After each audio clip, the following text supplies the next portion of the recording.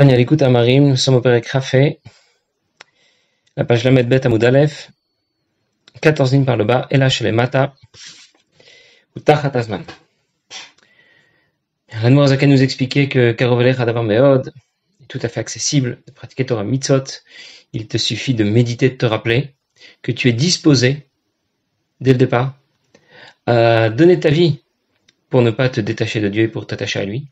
Et dans ce cas, tu n'as qu'à exploiter cette disposition au quotidien, lorsque tu vas réfléchir et comprendre que chaque mitzvah, c'est s'attacher à Dieu, et chaque avera, c'est se détacher de Dieu. Et pas seulement au moment où tu accomplis la mitzvah, au moment où tu transgresses cette avera, mais c'est éternel. Ça veut dire que la portée de cette mitzvah est sans limite dans le temps, et la shelemat a dit l'Admour Zaken ou Tachat Azman. Évidemment, dans notre monde, la mitzvah ne s'est accomplie qu'en un instant. Au moment où il était en train de pratiquer cette mitzvah, d'étudier la Torah, à ce moment-là, on peut dire qu'il pratique une mitzvah. Si après, il s'occupe à faire autre chose qui n'a rien à voir avec Avodat Hashem, ça veut dire même pas les divrei harshut, même pas les occupations facultatives qui sont proches du service de Dieu. Quelqu'un va à son travail toute la journée, il peut aller à son travail et en réalité, il est à son travail tout en étant au service de Dieu. La question est pourquoi il travaille. Il est en train de travailler parce qu'il doit subvenir aux besoins de sa famille, parce qu'il doit payer la scolarité de ses enfants, donner la tzedaka aux mosdot qui en ont besoin, etc. Et dans ce cas, même s'il n'est pas en train d'étudier la Torah, de pratiquer une mitzvah, il est occupé à ce qui est tout de même en rapport avec la Torah et l'Akdusha. Mais si c'est pas le cas, je ne sais pas où il est. Il est juste au cinéma en train de voir un bon film. Et où est-ce qu'il peut être encore en train de faire ce genre de choses? Dans ce cas, Nifrad ma Yehuda Elyon les Mata. Il se détache de ce Yehuda Elyon, de cette relation avec Dieu, en bas, dans ce monde. Vainouk, chez Osek Dvarim Betelim Legam, et pour ça, dit l'Admour Zaken, voilà, j'ai un peu anticipé. C'est ce qui arrive lorsqu'il s'occupe de Dvarim Betelim Legam, c'est de deux choses qui sont complètement futiles et qui n'ont absolument aucun rapport de près ou de loin avec le service de Dieu, chez Ben Tzorer Klal Avodat Hashem, qui n'ont absolument aucun rapport avec notre service de Dieu. Quelqu'un peut être à son travail et en même temps, il est en train de servir Dieu. Quelqu'un peut être en train d'étudier la Torah et en même temps, il est en train de faire Avodah Zarah. Qu'est-ce que ça veut dire? Ça veut dire que ce qui va changer la donne, c'est la pnimiyut. Dans quoi je suis vraiment? Qu'est-ce que je suis en train de faire? Je vais prendre l'exemple que je viens de prendre. Quelqu'un est à son travail. Imaginez deux personnes qui sont en train de travailler.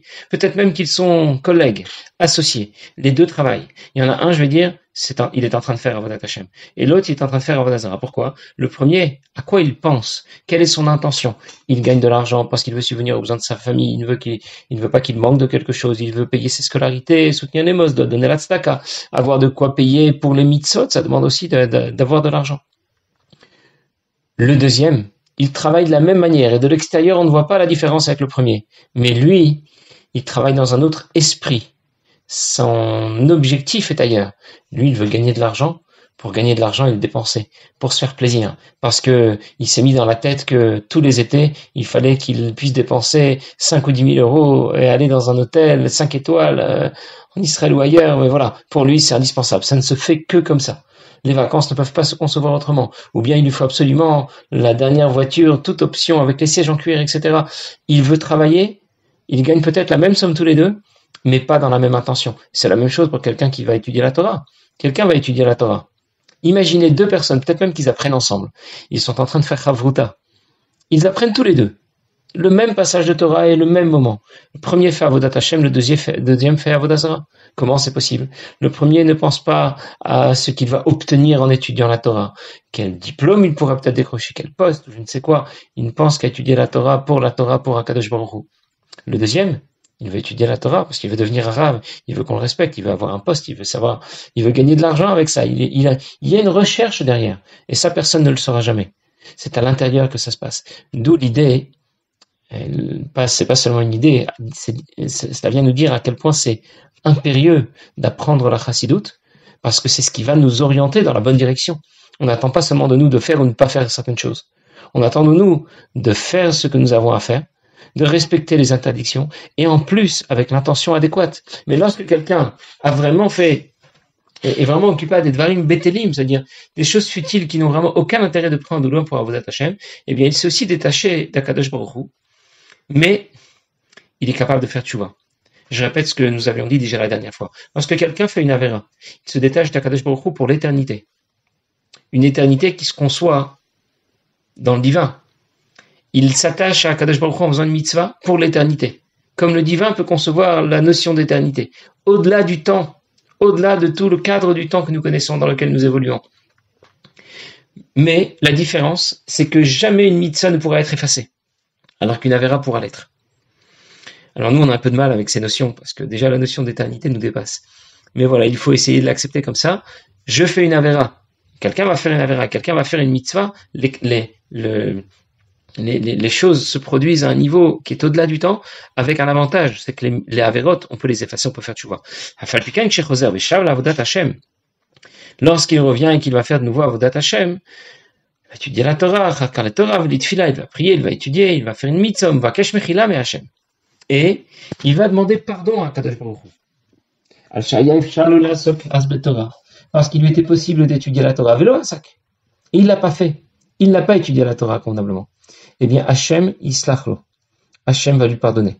Kema Marazal, comme il a dit, Avar al mitzvah taseh veshav, quand quelqu'un, Gemara déclare, c'est une braïta dans Masechet Yoma, l'Admor Zaken va le citer au tout début de Geret HaTshuva, il rapporte cette braïta qui dit, lorsque quelqu'un a transgressé une mitzvah taseh, et qu'il fait tchouva, lo zaz misham hachmochanino.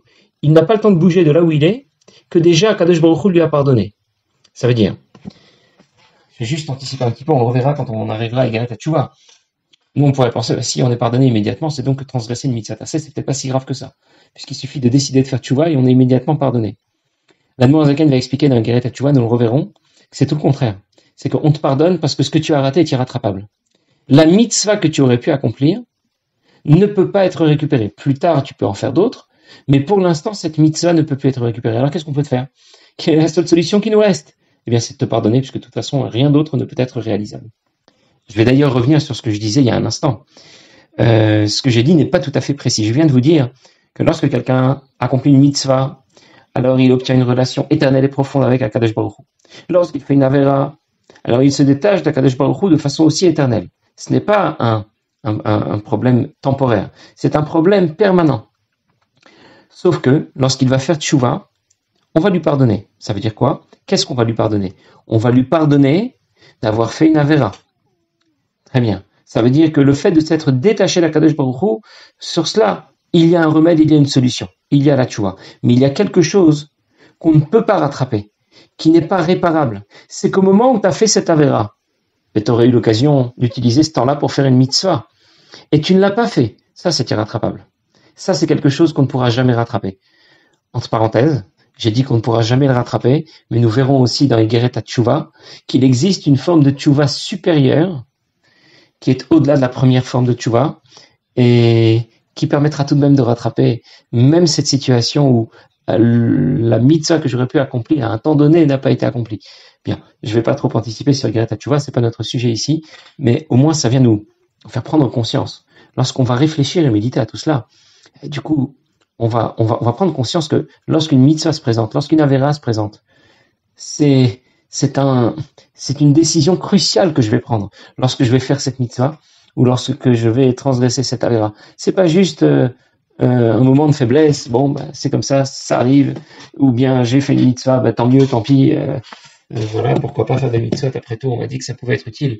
C'est un moment crucial. Je vais faire cette mitzvah et ça aura des conséquences éternelles et profondes. Et au contraire, si quelqu'un commet une avéra, eh bien, c'est une catastrophe majeure. Une catastrophe qui n'est pas seulement au moment de l'avéra, mais qui se décline à un niveau qui dépasse le cadre du temps. Et quand on y réfléchit sérieusement, et quand est-ce qu'il faut y réfléchir? Il faut réfléchir notamment avant la tchila, quand on apprend la chassidoute, pendant la tchila. La chassidoute nous donne les matières à réfléchir, mais ensuite il faut y méditer. C'est pas le tout de le dire, c'est pas le tout de l'écouter, de l'entendre. Il faut ensuite y méditer et y réfléchir. Et lorsque je vais y réfléchir avant la tchila, pendant la tchila, voire même après la tchila, pourquoi pas, je vais y réfléchir pendant la journée.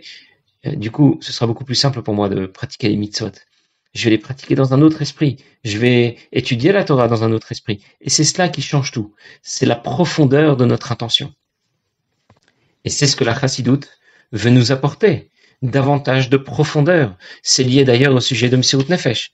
On raconte qu'un jour, le petit-fils du Tzemar Tzedek, le petit-fils d'Admour Azaken, Rabbi Menachem Mendel, que l'on va appeler le Tzemar Tzedek, il deviendra le troisième rabbi. Il avait très envie, à l'âge de 9 ans, d'assister à des Mahamarim que disait son grand-père, mais seulement pour quelques vieux chassidim. Et comme son grand-père refusait de le laisser rentrer, parce que c'était pour les personnes plus âgées, il a tout de même voulu écouter. Alors il s'est caché dans ce qui servait de four de cheminée, puisqu'elle était éteinte. Et du coup, il a pu écouter le Mahamar, puisque le trou de la cheminée était collé au mur, et qui donnait sur la pièce où le rabbi et l'Admour Azaken se trouvaient. Sauf qu'entre-temps, on a demandé au goy de mettre du feu, d'allumer le feu dans la cheminée.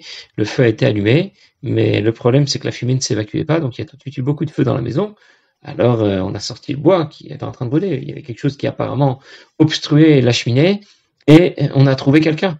Il était noir, il était recouvert de fumée, de suie, et lorsqu'on l'a sorti, alors la Rebbetzin, l'épouse d'Admour Azaken, a poussé un cri, elle a dit mais c'est Mendele, c'est notre petit garçon de 9 ans. Alors tout le monde était très inquiet, affolé, jusqu'à ce qu'on appelait l'Admour Zaken qui est arrivé, et il a mis sa main sur son front, sur le front du petit garçon, et il s'est tout de suite réveillé. Alors la Rebbetzin et son épouse lui ont ensuite dit, tout de même, t'aurais pu le laisser rentrer, c'est tout. Regarde, il est prêt à risquer sa vie pour venir t'écouter. Jusqu'où on va avec Messirut Nefesh? Et l'Admour Zaken lui a répondu, c'est justement ça que Chabad exige. Chabad exige davantage de pnimiout, pas seulement de respecter Torah et Mitzvot, mais de se sentir concerné, davantage de pnimiout, de profondeur. Et pour y arriver, eh bien, on doit faire Messirut Nefesh. Ça veut dire quoi, Messirut Nefesh? Nous, à notre niveau, ça ne veut pas dire sauter d'un toit, donner sa vie, se jeter dans le feu, ça n'a rien à voir avec tout ça. Donner quelques heures de notre sommeil, donner davantage de notre argent, donner un peu plus de notre énergie. Voilà ce qui, à notre niveau, s'appelle Messirut Nefesh. À notre niveau, c'est tout ce qu'on est capable de faire. Lorsqu'en Tavresh Pezaïn, le rabbi précédent, Rabbi Yosef Yitzhak, s'est adressé au cours d'un Farbringen, réputé Farbringen, à l'occasion de Yutet Kislev, il a dit à ceux qui se trouvaient présents, il leur a dit, parmi d'autres choses, il leur a dit, Yehudim, il faut attraper Messirut Nefesh. Ça veut dire profiter de l'occasion qui vous est donnée, de donner votre vie, de donner tout ce que vous êtes, tout ce que vous avez, pour la Torah, pour les mitzvot, pour la diffusion du judaïsme. Il viendra un temps de liberté totale dans les domaines de la Emouna, de la pratique de Torah et mitzvot. Et on ne pourra plus faire Messirut Nefesh comme on le fait maintenant, comme on a l'occasion de faire maintenant. Un jour viendra où on parlera de ce Melamed, de ce Moré, de cet enseignant qui a enseigné la Torah et qui à cause de ça a terminé en prison, de quelqu'un qui a organisé une yeshiva ou un cheder et à cause de cela il a été exécuté, d'un autre qui a construit un mikvé tahara, un mikvé pour que l'on puisse y tremper, et à cause de ça on l'a exilé en Sibérie. Et alors on aura beaucoup de regrets, on aura beaucoup de peine de ne plus pouvoir faire ce genre de choses. Alors profitez-en, leur a dit le rabbi précédent, et c'est effectivement ce qui nous arrive. Nous, on n'a plus aucune contrainte. On veut pratiquer Torah et Mitzvot, personne ne nous empêche, personne ne nous met des obstacles. Et le seul obstacle vient de l'intérieur maintenant. C'est notre sommeil, notre argent, notre fatigue. On est toujours fatigué, on n'a toujours pas le temps. Et voilà dans quoi nous devons faire Messirut Nefesh. En tout cas, je reprends parce que je me suis un peu écarté du texte. L'Admour Azaken nous explique que lorsque l'on va revenir à la pratique de Torah et Mitzvot et demander à Kadosh Baruch Hu de nous pardonner, eh bien il nous pardonnera immédiatement. Et c'est pour cela que nos Chachamim ont instauré dans la Tfila 3 fois par jour, nous disons la bracha dans la Mida, Slach lanu, pardonne-nous, de nous pardonner 3 fois par jour. Pourquoi on a besoin d'être pardonné 3 fois par jour? Peut-être qu'on n'a pas fait de Averot entre deux Tfilot, notamment entre Mincha et Ma'ariv. On n'a peut-être pas eu l'occasion de faire de Averot, surtout dans les communautés où les Tfilot se suivent. Alors à cause de quoi? À la von bitul Torah, il y a une faute où on est quasiment sûr, c'est une faute quasi inévitable, certainement on l'a transgressé, c'est bitul Torah. Ou comment tamid, chez Mchaper et Mitzvot assez. Le Korban Tamid est apporté chaque jour. Quel était l'objectif du Korban Tamid, du Korban quotidien qu'on apportait au Beth Amikdash? C'est de nous pardonner pour les mitzvot assez qu'on aurait, les mitzvot positifs qu'on aurait manqué. Et en l'occurrence ici, lorsque quelqu'un a l'occasion d'étudier la Torah et qu'il ne le fait pas, eh bien, il transgresse une mitzvah tassée. Alors, il y a bitul Torah en quantité, lorsque quelqu'un a un peu de temps pour étudier et qu'il ne le fait pas. Alors, dans ce cas, les quelques minutes, les quelques heures, les quelques secondes qu'il a passées à faire autre chose alors qu'il avait l'occasion de les exploiter pour étudier la Torah, il a fait bitul Torah. Mais il y a aussi ce qu'on appelle bitul Torah be'echut, en qualité. Ça veut dire qu'il avait la possibilité d'étudier avec plus de profondeur, avec plus de sérieux, avec plus d'effort, et il ne l'a pas fait.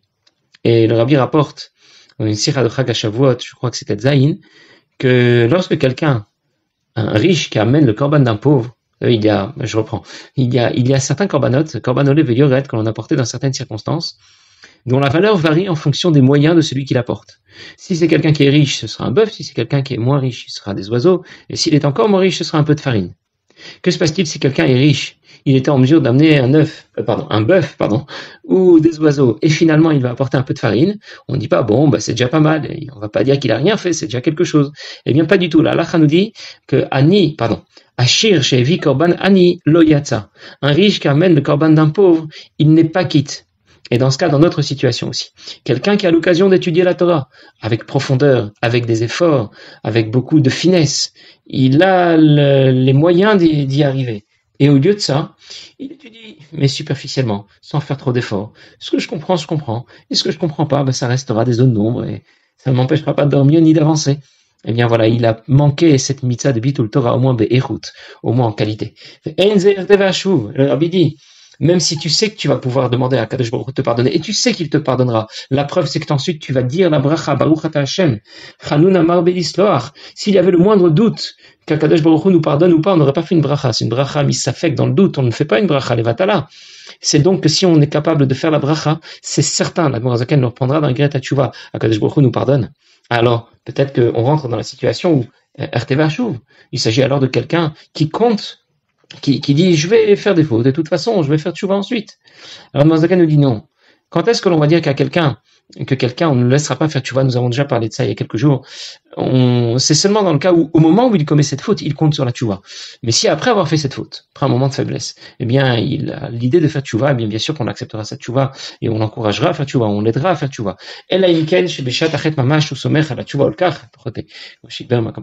Sauf si au moment où il commet cette faute, eh bien, il compte sur la tchouva qu'il peut faire et sur le pardon qu'Hachem va lui accorder. Alors lui, on est sûr que jamais il n'aura l'occasion de faire tchouva. On lui a dit que la porte était ouverte, donc il n'a aucune raison d'aller l'ouvrir puisqu'il sait qu'elle restera ouverte.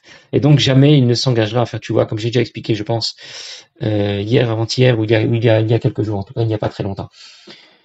On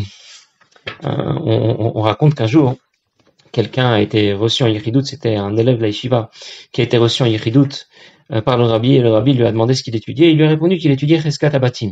Troisième pérec de Baba Batra, c'est un pérec dans lequel on parle de la façon dont on peut présumer quelqu'un propriétaire d'un champ, par exemple, d'une maison, on va prendre l'exemple d'un champ, et dans quelle mesure il est présumé être propriétaire lorsqu'il a consommé trois récoltes successives, et que personne n'a protesté. On présume que si le champ appartenait à quelqu'un d'autre, il se serait manifesté, il aurait protesté. Donc si personne n'a protesté au bout de 3 récoltes passées, eh bien, nous allons déclarer qu'il est présumé propriétaire. Et le Rabbi a expliqué à ce Bahou qui était venu le rencontrer, qui était reçu en Yichidout par le Rabbi, il a expliqué comment tout cela s'applique dans Avodat Hashem. Nous aussi, dans Avodat Hashem, nous avons des saisons. Ça veut dire qu'il y a des moments où les choses se passent un peu mieux, des moments où les choses se passent un peu moins bien. Des fois c'est l'hiver, des fois c'est l'été. Voilà, ça se passe pas toujours exactement de la même façon. Il y a différentes saisons. Il y a des fois où le Yetzer Hara vient prendre possession de notre terrain. Il veut le cultiver, il veut en faire ce qu'il veut, prendre le contrôle de nos pensées, de nos paroles, de nos actions. Alors le Yetzer Tov, qui est le véritable propriétaire, se doit de protester lui aussi. Combien de fois doit-il protester? À chaque saison?